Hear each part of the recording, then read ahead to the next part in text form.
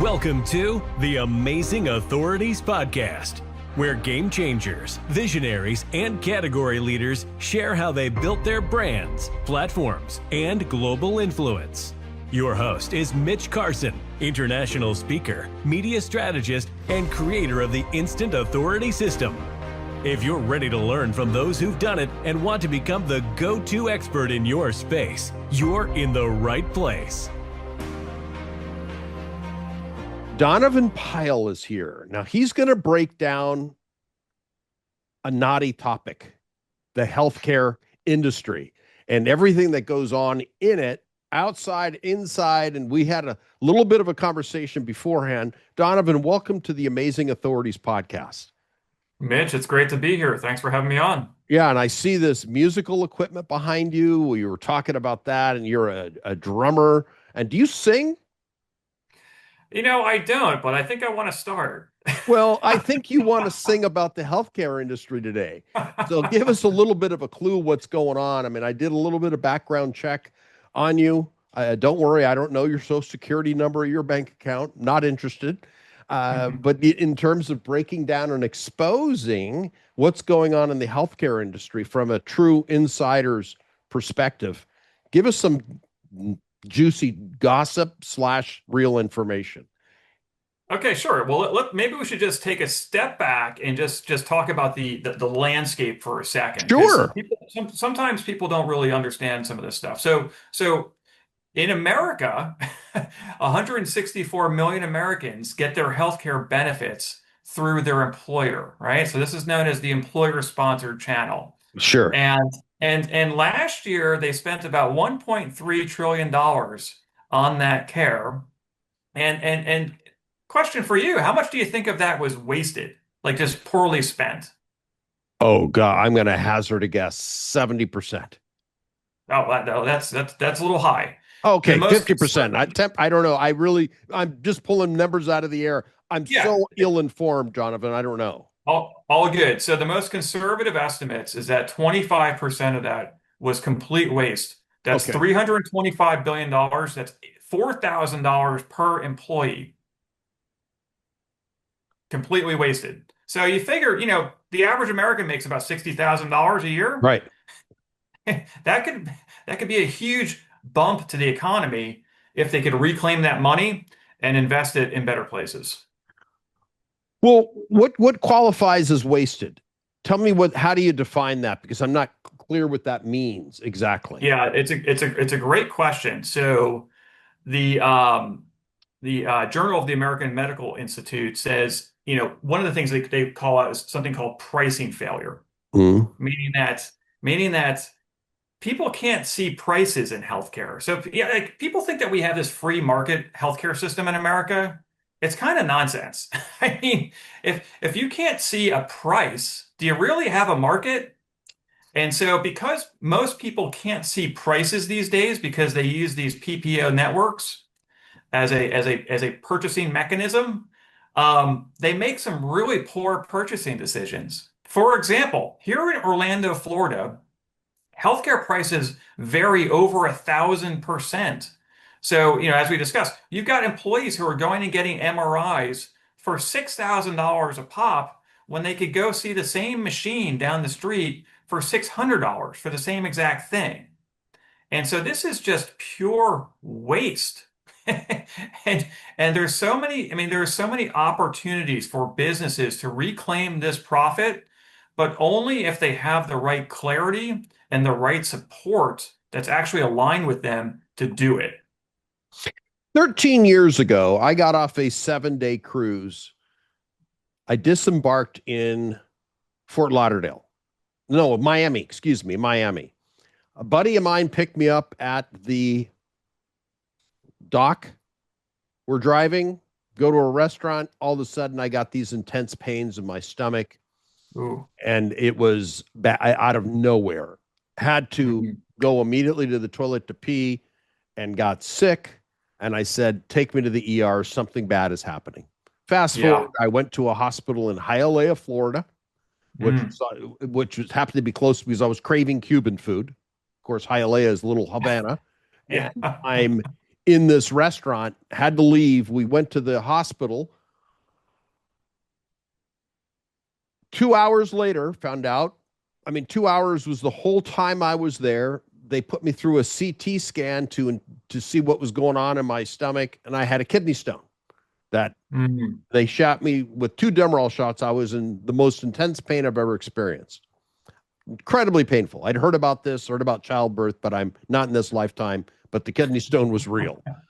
Yes. I was able to release it through the process. Apparently, it had come out, and it was done. Week later, and I'm in California. So this is about, this is about 15 years ago, about 2010. I'm in California where I was living at the time, Los Angeles, and I get the bill, open it up in the mail. $8,800 for a 2-hour visit. Never saw, I mean, I was in a, with a curtain, not even in a room with a nurse, nothing. A curtain with a nasty nurse with a really bad attitude. Almost an unintelligible accent that was and it started yelling at me about things. I thought, wow, this is treatment. Thank you. You're welcome to my country. Now I get yelled at here. My mother didn't yell at me like this. This nurse did. And then I got this bill. I thought, wow, that's robbery. Even if, I had Blue Cross, which covered, 80% of it. I still was out of pocket. $1,600 roughly was my portion of payment. That same issue would have happened overseas, which still they're for profit. Like I said, I lived in Manila for a year, had a problem, and the whole bill out of pocket would have been $300. Because I had another episode that had the same thing. I had one more, and I went through the whole process. It was $300. 300. Yeah. And they were nice to me. They didn't yell at me. They treated you like a customer. Yeah, like a real customer. I was a cash paying customer, and I got yelled at by a woman who hadn't even been in the country that long, and I was formerly married to a Cuban, so it brought back bad memories. I was getting screamed at in Spanish, Oh my. Yeah, that sounds like quite the incident there with the medical industrial complex. Well, I mean, and it wasn't even a fancy hospital. So when you talk about this price disparity, what's going on here? Yeah, well, basically, I have a chapter in my book, which is Fixing Healthcare, How Executives Can Save Their People, Their Business, and the Economy. And I have a chapter in the book that really goes back to the history of how these industries came to be. And so I'll just give you the Cliff Notes version of it. Please, please. I mean, I think you've got a bunch of business-minded people here on the call. So yes, they'll actually be kind of fascinated by this. So, back before there was health insurance, believe it or not, there was a time when there was no such thing as health insurance because nobody went to the doctor because they couldn't actually cure you for anything. And healthcare prices were low because there was no demand, right? There was no demand.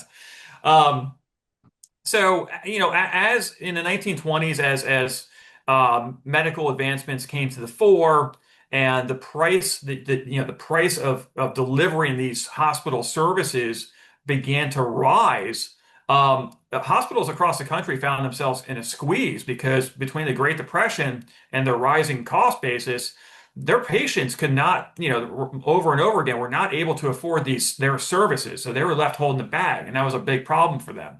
So they had a great idea. This hospital in Dallas, Texas had a great idea. What if we got a large employer to prepay for our services so that we could stabilize our revenues? Right? Yep. Okay, it's kind of like a SaaS model long before SaaS. Sure, right? Sure. Continuity of income. There you go. Perfect.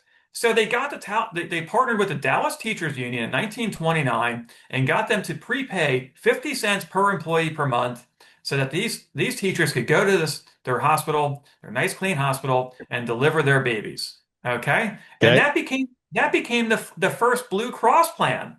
Okay. Interesting history.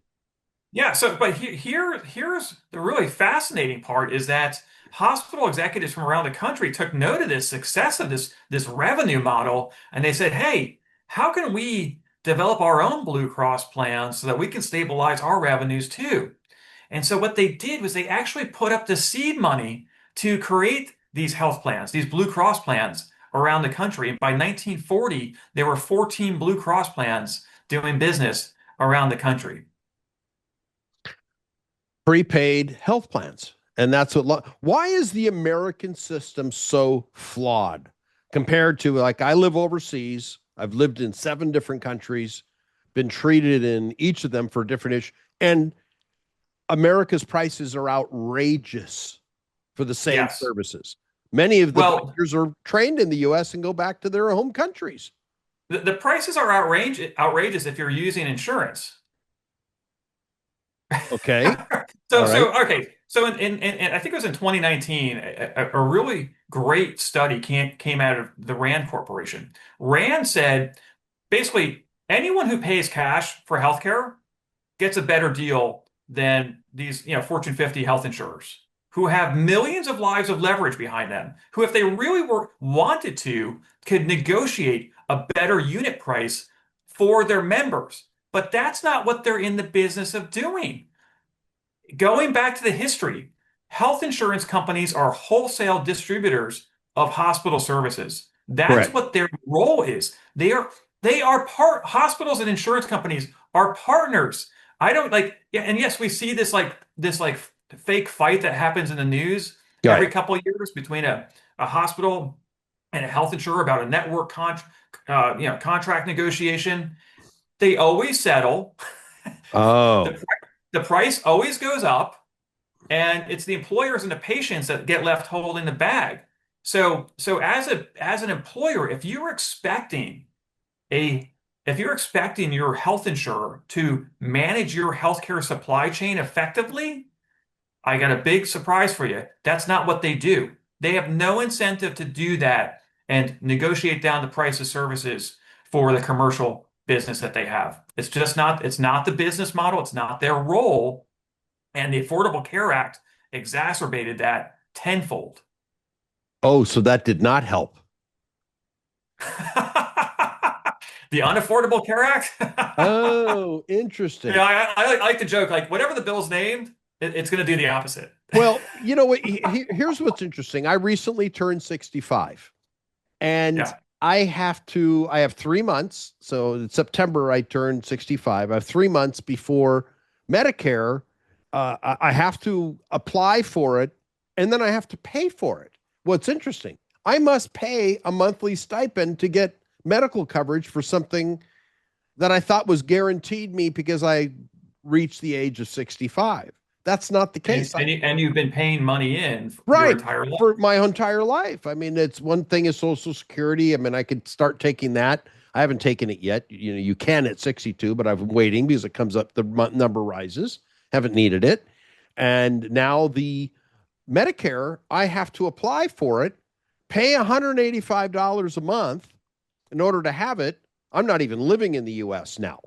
So Yeah. but if something serious happens, I can go back to the US, I would imagine, to get whatever procedure I need done. Or I can just stay here and get it done and pay cash. And it's probably, and less hassle and all of that.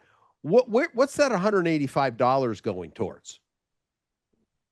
Well, here's the fundamental problem with Medicare, and just for your audience's context, one of the challenges with talking about healthcare is that you can't speak in generalities because Okay. the Medicare portion, the Medicare business or that channel, the incentives are completely different than the employer channel. Okay. Okay, All right. Two different so models. yeah. So my core competency is in the employer channel that Okay. covers 164 million Americans, but I can comment on what's going on there fundamentally. And here it is.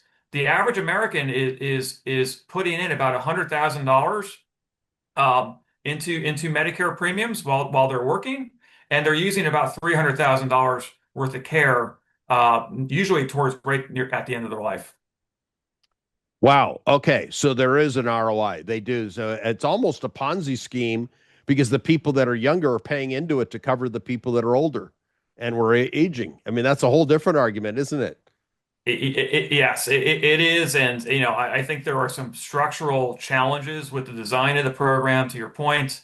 And so for people that think there are this quick fix that, oh, if we just do Medicare for all, everything would be solved. I always say, well, Medicare for all actually means Medicare for no one because the program's going bankrupt.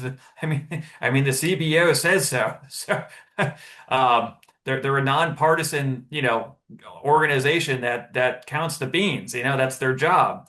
So anyway, we don't need to go down that rabbit hole, but there aren't a ton of quick fixes, but I would say in the employer channel there are some very easy things that employers I can want to do. hear about those because, yes, I was a Okay. former employer for many years and I used to pay big money because I stupidly, and I did this, I thought I was being generous as a Vistage member years ago, talking about this, former tech, they called it. I paid 100% of the medical coverage for my employees. I thought I was being generous. Oh my God. And they went up 50% one year. I thought, holy moly. But how do you manage that better?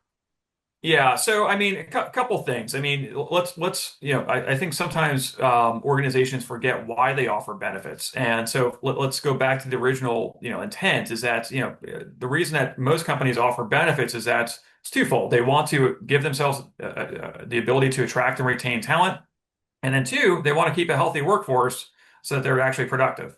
Hmm. So and this is something I really encourage organizations to do is if they haven't done this already, is to quantify the cost of turnover at your organization.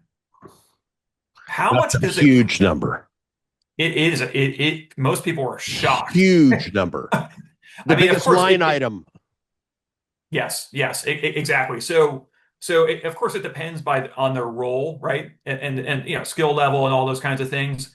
But the major studies on the cost of turnover is that it costs anywhere from 50 to 100% of someone's annual salary to replace an employee. I believe it. Yeah, I mean, you think about it. You managed a team, and if you lost a key person, your life got worse because you ended up holding the bag. Until you find a replacement and you don't know that that person is going to match the performance of the one you lost. It is a huge, painful experience to lose an employee. Huge. And 2 weeks is never enough. Absolutely, and you might have to go through three or four of them before you find somebody that actually sticks. So that's that. When we talk about what we're investing in benefits and how do you maintain a competitive advantage, we have to put these things in context because sure, so you were contributing, you were paying for 100% of the medical. There might have been great ROI there in the big picture of things. I don't know that if that's the case. I don't Sure, know your sure. industry, et cetera.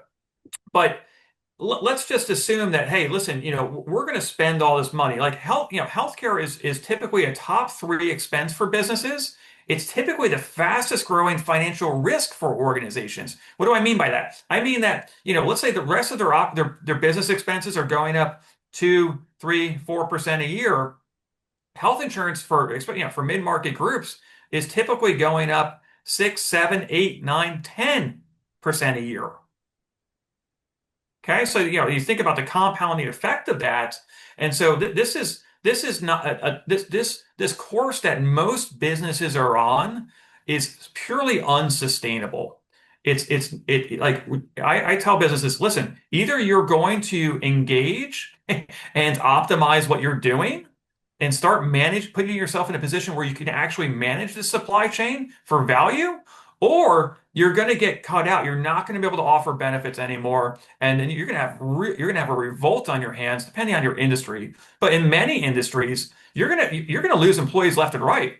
I mean, and I've seen it at companies, professional services firms that didn't have benefits or didn't have good benefits. Their employees were getting poached left and right, and their life was miserable because of it. So, so my message to CEOs and CFOs is, listen, 25% of what you're probably spending right now is being wasted. Okay. That's about, again, $4,000 per employee per year.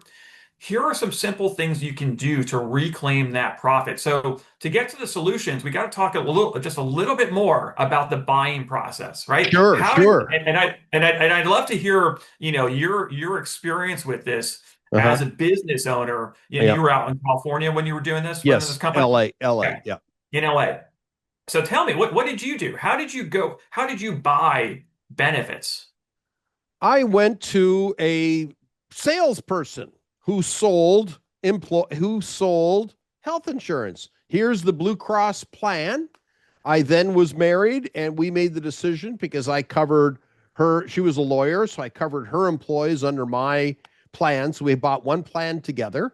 And of course it was expensed over to me, but we made a decision, looked at it together, and it was a Blue Cross Blue Shield, I think it was in California. I think it's Blue Cross of California. And then there was a dental that you could add on, which Sure. gave you very little coverage, and a vision component, and a very small life insurance. I think if you died, you got $10,000, which then Sure. bequeathed to your whomever you nominated. That was the standard plan, and I remember offering that. Most of my employees at that point were very young. I was advised, okay, then a lot of them didn't use it because they were young. They were in their Right. 20s. People that Yeah. were, clerical level, but then the older people and the salespeople were older. And of course, that caused the price to go up because they were more likely to consume the medical coverage. Yeah. So, Absolutely. and it was a huge Uh, number every month. I don't remember offhand, but I think it was close to three, four, $500 an employee per month. yeah. Yeah. And this was a number of years ago. Yeah, it was So okay. 2005. I think when did I get? I sold the business in 2008, but I covered when I started this. So let's just say 2000, in around Got it. 2000. Got it. So you said you went to someone that sold you health insurance. What did you expect that person to do? To advise me properly, this is the best plan for you, and this will benefit your employees the best and you as the principal. I said, good, I'm in. How much? Oh, it starts like this. And, they're licking their chops. I know they get their 10% or whatever. I think that's an ongoing commission, isn't it? A trailing commission they get as long as I'm in the plan. They, did very well. Yeah. So you expected them to give you financial advice, but looking at how they get paid. You mentioned a commission basis, and it's not 10% anymore. It's more like 5%. Okay. But the point remains the same. They every year when your rates went up from Blue Cross, that your broker got a raise. Correct. And at the same time, you expected them to negotiate against the insurers on your behalf. Oh, I don't think that I never even envisioned, and this was my own ignorance, Donovan, and I Mhm. think most employers think the same way. I don't believe we knew that you could negotiate. The price Mm. was fixed by Blue Cross. It was just naivete. Now, that's no excuse, but it's how I looked at it. And I never heard anybody talk about it until I met you. I didn't realize that it was negotiable. I thought this is Oh, here's wow.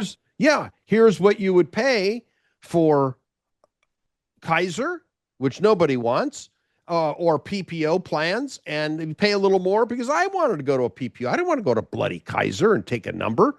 It was horrible. I did that when I was young, and I hated Kaiser for that. But Interesting. This is fascinating. So in fast forward to the Affordable Care Act days in past 2014, sure, some small group products, the price is fixed. The type, depending on the type of product that you're looking at, the price is the price. It has to be approved by the state. There's no negotiating on certain types of products. Now, other products, though, the price is negotiable. Okay. hmm, And and so this is really like speaks right to the core of my work, especially with this book, is understanding the role of the brokerage industry. We mentioned earlier that um, health insurers, their role is to serve as wholesale distributors of hospital services, right? So they basically work for the hospitals, right? Um, but but the way that they get to the retail level is through the brokerage channel, right? Brokers sell health insurance products, as you noted earlier, and when prices go up, they make more money. So every year when the price goes up, your broker gets a raise. Okay. Now, so they're not incentivized to do the number one thing you want them to do, which is maximize your investment, right? Help me get the most value for my money. They're not motivated that way. They want the prices to go up because they get an immediate raise. Yeah, I mean, I think there are thousands and thousands of benefits professionals who work very digitally. They want to do the best thing for employers, but they are trapped in a system that financially penalizes them for doing that. And Right. this is my argument to the industry. Why do you want to stay in this system that for the people that actually mean well, which there are many of them? Why do you want to stay in a system that doesn't reward you for actually doing the one thing the main thing that employers expect you to do? Find the best deal for them with the maximum value. It doesn't make any sense. Right. It It's a doesn't make disincentive. exactly. And we're talking about a businesses, if healthcare was, number 26 on the P&L, that would be one thing. But it's now number two or three for most companies. And so Crazy. do you really want someone who's misaligned with your interests negotiating on your behalf? I mean, most finance teams know nothing about healthcare financing procurement. Most HR teams don't know anything about it. It's not their wheelhouse. It's not what they do. This stuff is complicated. And so I agree that most companies need an outside expert, just like I don't want to know everything about, changing US tax policy year to year. Oh, I hire a CPA to take care of that for me, right? But the difference between these things is that the CPA works for me. They're not getting paid by the IRS behind my back. Okay? Whereas when we talk about a company's second largest expense, the healthcare piece, the broker who they rely on for financial advice, to your point, is not incentivized to do what they expect them to do, maximize that investment. what do you do? Tell us exactly how you serve these employers. Do you represent them and make sure that the agents provide the best plans for them so they don't look at they I know a lot of them are aligned to help the employer, but as it's very clearly explained up to this point, there's a disincentive. Do you keep them honest, or what do you do? What's your role in this whole process? Okay, so the thesis for my business, the reason I started this business is that, I started off on the carrier side, the insurer side of the equation. Benefits brokers were my customers. Okay. Okay. So I'm selling my products through benefits brokers who sold them to employers, who sold them to employees. That's the distribution channel, right? Right. I was noticing that a lot of brokers seem pretty apathetic around the health insurance piece. And, living in Orlando, Florida, we have a gentleman by the name of Harris Rosen, who is the CEO and founder of Rosen Hotels. You might have come to a conference at one of his hotels. But back in 1991, he started pioneering new ways to finance and procure healthcare for his employees. And over the next 30 years, he saved his company over $500 million on healthcare over 30 years. Wow. Wow. He went direct as opposed to going through brokers. So he got that 5% recaptured and probably negotiated a better deal. Oh, not only did he go direct, not only did he bypass the brokerage industry, he bypassed the insurance industry. He started hiring doctors to come on site to his hotel. Oh. Wow. He So he he cut a proactively managed healthcare. That's right. Not only that, he cut a deal with one of the local hospitals here that was better than you could get through a PPO Hmm. contract. Hmm. Bless you. Excuse me. So not only did he save all this money, but he also provides a superior product for his employees. And so much so, we talked about retention earlier. And so the plan is so good. He takes such good care of his employees that his retention rates are magnitudes of order higher than his competitors in a very high turnover industry that is hospitality. Oh, So wow. So they discovered the benefit of staying employed with him because the healthcare was so superior to being with yes, Blue Cross or I don't know what's out in Florida. yeah, all the typical players. So I was going to these open enrollment meetings with brokers and hearing executives complain about rising healthcare costs, hearing employees and complain about it, and I'm just like thinking to myself, why aren't some of these guys at least recommending some of the strategies and solutions that Rosen had pioneered years ago? I mean, like you don't have to even reinvent the wheel here. Like you can use the same providers that he's like. There's so many things that they could have copied, and so I at the time this is how naive I was. I should have known better, given my role. But I very naively thought, geez, if I just move to the brokerage side of the business, I can probably start scaling some of these innovative solutions. I can probably help a lot of people, and I can probably make some money doing it, right? So I went and worked for a national brokerage firm, very quickly realized that's not what the goal is. Like that is not. We sell this set of products, and if you don't fit in this box, we don't really know what to do. So do you help companies? Do you approach a sweet spot of companies that I guess what 100 or how big is the target market that you help that is receptive to your services, Donovan? Yeah, so right now, 7 years in, we're focused on supporting businesses with 200 to 10,000 employees, and those are the businesses that really appreciates the guidance, the unbiased guidance that we give them. So let me just get to this, finish up the story though. Oh, sure, sorry. So after building a book of business and having some wins for clients, at the brokerage firm, I actually got terminated for being too hard on one specific carrier. And Ah, and they were and it golf turned buddies. well, not only that, but they said, listen, this carrier pays us our largest bonus each year, and you're potentially putting that in jeopardy, and we don't like that. Oh my God. Oh my gosh. So so that's when the light bulb went off for me. I was like, wow, this whole business model is totally backwards. This doesn't make any sense.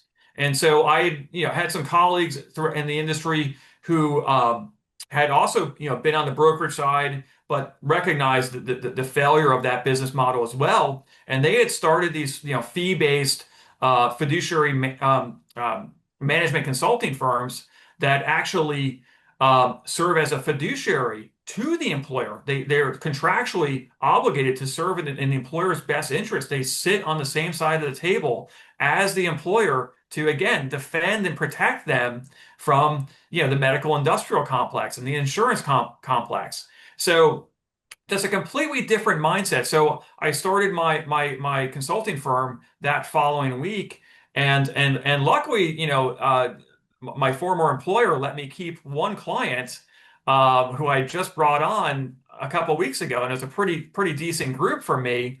And the reason that they let me keep that client was because the CEO happened to be my uncle, so they Uh, knew they weren't going to keep the business anyway.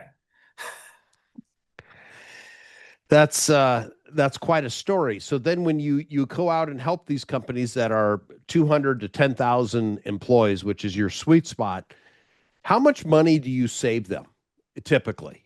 Yeah, so going back to 2018, our average customer saves $1,856 per employee per year and has better benefits. All right. So let's do some simple math. If a company has, let's start small, 200 employees on an Yeah. annual basis, how much is that? 200 times, what is it, $1,000 per So employee? let's just say $2,000 per employee. So if they got 2,000. 200, yeah, 400,000 a year. That's a steak dinner for the whole entire company, once a It's week. a big deal. Yeah, It's a that is big big. deal. All right, so that's 200 employees. All right, and that's 400 grand. So then let's go 50 times larger. Then we're talking Yeah. real numbers. If you get to a Oh yeah. I 10,000 mean, employee company. yeah. So quick story. I mean, we got a call from a teachers union a few years ago, and they said, listen, the executive director gets me on the. This is like a random Friday afternoon. I didn't even know these people existed. The executive director says, listen, like we've got our teachers, our union members sitting on this insurance committee, and yeah, they're smart people, but they don't understand this insurance stuff. Right. And they're being asked to make decisions about this $65 million healthcare budget.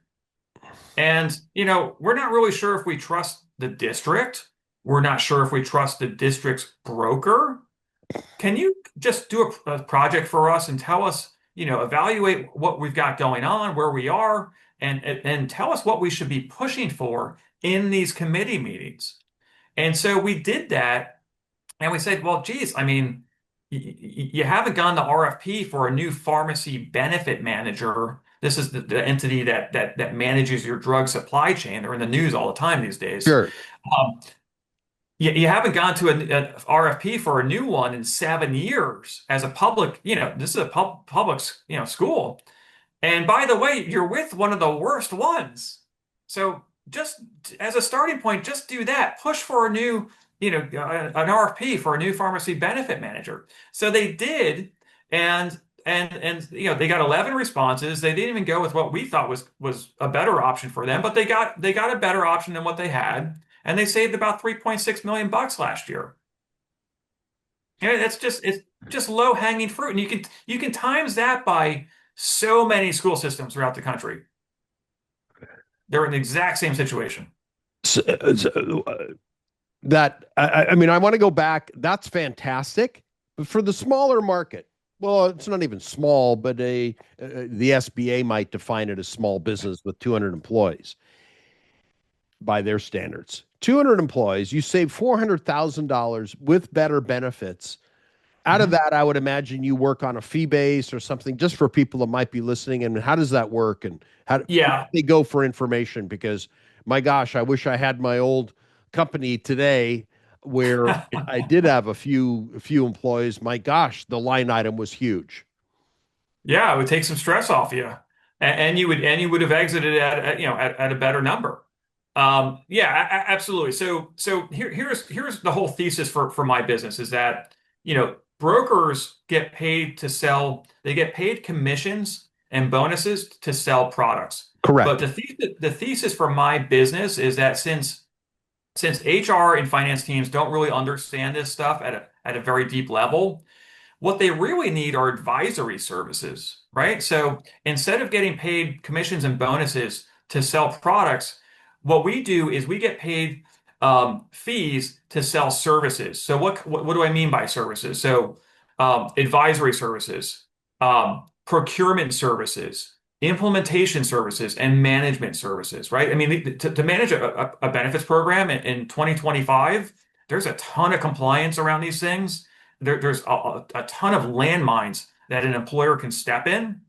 And so they need someone watching their back, someone protecting them, just like I hire a CPA to help me navigate US tax law. I need an expert who sits on my side of the table to businesses need, someone sitting on their side of the table to help them navigate the medical industrial complex. And that's the role you play. Yes. And that is an essential role. I mean, in America, I would imagine the supply. Are there a lot of people like you, or are you pretty much on your own island?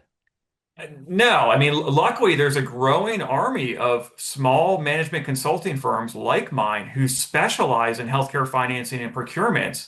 And actually, I'm kind of starting to try to build that army.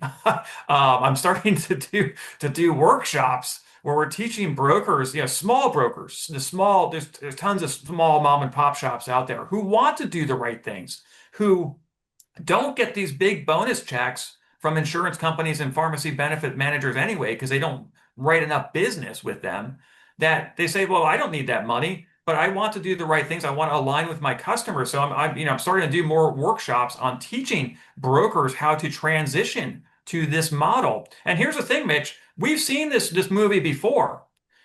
back when you had your company on the retire, I don't, did you guys have a 401k plan? Yes. Okay. So you may have seen this. Back when the fiduciary standards started being enforced on 401k plans, retirement plans, about 20 years ago, that industry went through a transformation because fiduciary standards were being applied. um, a lot of businesses were, officers at businesses were out of compliance because they were relying on financial planners who got paid commissions to sell them products, right? Financial products. And that's a misalignment because, again, some products pay a lot more than others. So guess which ones are going to be shown and recommended, right? So the transition that happens with the 401k industry 20 years ago is that a lot of financial advisors switched from selling products for commissions to selling fees for a fee. And many people in my corner of the industry on the benefits side, the health and welfare side, are anticipating that, and very high profile risk attorneys are predicting that that same evolution is going to happen on the health and welfare side. Well, And if that's somebody, that's yeah, if somebody wants to get a glimpse into your industry, show us your book because you literally wrote the book on the topic. So this is it. yeah. Fixing Healthcare, How Executives Can Save Their People, Their Business, and the Economy. I love it. I love it. And there's a big heart behind it. Yeah, yeah. So I mean, this is an opportunity hiding in plain sight. So in the book, I give a brief history of the industry as we discussed here, how we got to where we are. And it's not like someone had some grand plan, right? It's like, this we're just trying things. We're just trying to survive. The hospitals were just trying to survive. So it's not like there was this grand plan around this. And so these things aren't etched in stone. We can change these things, okay? And we need to change these things. And so in the book, I lay out a 6-step roadmap, a process that any business can use to reclaim this wasted healthcare dollars. And so that they can, again, maximize their investment, increase the value of their organization, increase their ability to attract and retain talent, and fulfill their fiduciary responsibilities, which are starting to be enforced on the health and welfare side. We can get into some of that stuff if you want. There's some great stories there. But it requires a change in the process, and the first step is critical. It's getting unbiased advice. If you don't get unbiased advice, you're never going to get to step number 2. Well, I think, yeah, you got to get some clarity. I think you started. What is the clarity? I have been illuminated today. I had no clue I had choices about this. I thought Yeah. I just had to go through the broker and he found me the deal. Here's what you have. It was cookie cutter and he gets his commission. I don't have a problem with that. He's Yep. making his money. Everybody's got to eat, But there's a here's the thing. disincentive. I mean, companies are blown away at how many choices we're able to bring to them through our procurement process. Mhm. So, most companies these days think that, well, there's only a few carriers, and either you self-fund your plan or you fully fund your plan, right? Two different funding mechanisms, and there's only a few different carriers. So, what are you going to do? Pick the cheapest one on the spreadsheet and move on. And so, but in reality, the marketplace of strategies and solutions is huge. It's actually really dynamic. There are so many vendors out there that are really fighting for market share. I mean, there are hundreds of pharmacy benefit managers out there that have similar business models to ours. The revenue models are similar to ours. And so that allows them, again, to serve as a fiduciary to the employer and align with the employer. But yet, because most mid-sized and large businesses use legacy brokerage firms, they're not being shown any of these vendors. Most mid-sized and large businesses are still using the big 3 pharmacy benefit managers that have consume 80% of the market share. They just don't know. My God, I wish I knew about this some years ago. I don't own a company like that anymore, but it would have been helpful. I think a lot of my friends who own businesses would have been well served. And how do people get a hold of you, Donovan? Because I think a lot of people are in need of your services. Sure. So you can go to fixinghealthcare.com, and you're welcome to grab a free executive summary of my book, which is coming out November 12th. You can also visit my personal website, which is donovanpyle.com. And my firm's website is healthcompassconsulting.com. Healthcompassconsulting.com. Well, you've been an amazingly helpful guest today on the Amazing Authorities podcast, because this is going to help people about this big line item. It's a major line item. It is, and like you said, the first step is just getting clarity, right? And that's why I had to spend 2 years writing this book, because I was so sick of people not understanding how this industry works. I mean, listen, and I should have known better. When I was on the carrier side of the business, again, brokers were my customers, and near the back end of my tenure of my time at that carrier, part of my job was designing the bonus packages for our top selling brokers. Okay. So I was literally flying these people and their families on luxury vacations around the world for selling our products. Okay. We didn't do that out of the goodness of our hearts. We did it because we wanted them to sell our products over our competitors, right? Recommend our products to employers over our competitors. All right, we're a publicly traded company. We've got goals we got to meet. We got to find a way to get it done. And so, these kinds of luxury vacations were a good way to really, build goodwill with the legacy brokerage community. Wow. Well, are they going to be able to buy your book on Amazon? Is it through? Are you self-publishing? Yeah. Self-publishing? No, no. I'm using a hybrid publisher called Rethink Press, which has been great over in the UK. And we're on all the channels except for Overdrive. I think we're still working out that deal.